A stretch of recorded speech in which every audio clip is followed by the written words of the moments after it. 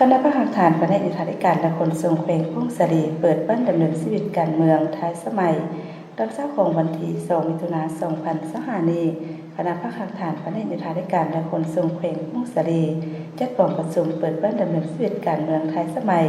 ณที่ห้องประชุมแผนกดังกล่าวโดยการเป็นประธานของสหายบุญปณิตแก้วหงหัวหน้าแผนกยุทธาธิการและขนส่งแขวงเข้าร่วมมิตรสหายบุญทวีสอสุกันกรรมการประจำแขวงประธานขวดกล่าวปากรับแขวงมีบรรดาคณะพิศอบพันแขวงตลอดฮอดพนักงานสมาชิกพรรคพนักงานรัฐกรเอาห่วมจากนั้นสหายบุญปณิตแก้วหงหัวหน้าแผนกยุทธาธิการและขนส่งแขวงผ่านห่างบทสำรวจการนำพารวมของคณะผู้บริหารแผนกยุทธาธิการและขนส่งแขวงซึ่งประกอบมี4หน่วยภาคที่ขึ้นกับคณะผู้บริหารคือหน่วยภาคแขนงจัดตั้งบริการและกวดกาหน่วยภาคแขนงขอทางหน่วยภาคแขนงขนส่งแผนการและสถิติและหน่วยภาคแขนงเคหะผังเมืองและน้ำประปาโดยเฉพาะแม่นได้ปรับปรุงระบบการจัดตั้งคณะแผนก1ฐานหัวหน้าแขนง2ฐานห้องแขนง4ฐานและห้องรัฐวิสาหกิจน้ำประปา1ฐานมหาปัจจุบันมีพนักงานรัฐกรทั้งหมด107ฐานหญิง37ฐานแผนกยุทธาธิการและขนส่งแขวงมี62ฐานหญิง7ฐานรัฐวิสาหกิจน้ำประปามี35ฐานหญิง15ฐานการ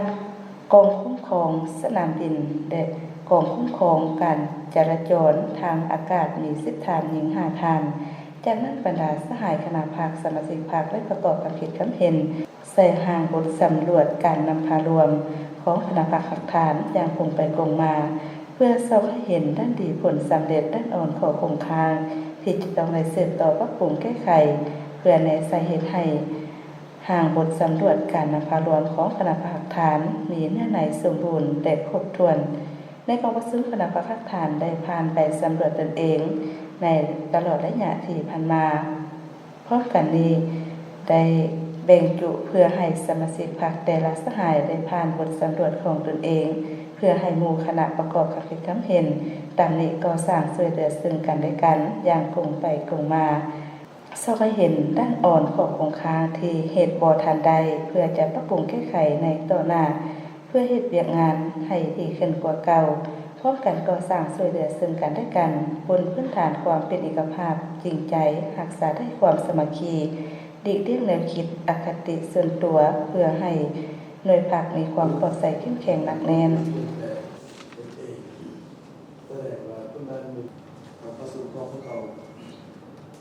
เรามี